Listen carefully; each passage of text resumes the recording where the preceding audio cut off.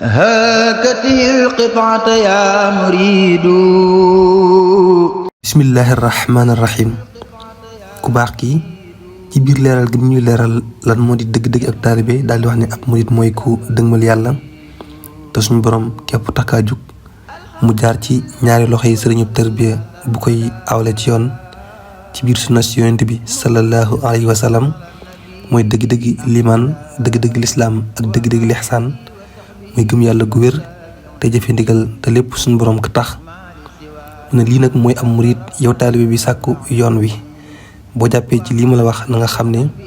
lépp lu yàq seytaane ak loram dana la sori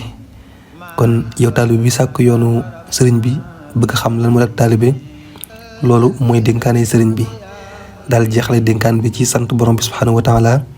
julli ci yonent bi sallallahu alayhi wa sallam ak i mbokkam ak saxaaba yi ak mboolem ñi ñëw ci seen ginnaaw ñaan gi mu ñaanal yonent bi nag moom sëriñ bi dafa wax ne yàlla na sax ci yonent bi li fekk seetaane suñu borom mi ngi ma koy musal man sëriñ bi mi ma koy soril te loolu muy am ba faaw. wa alihi wa sahbihi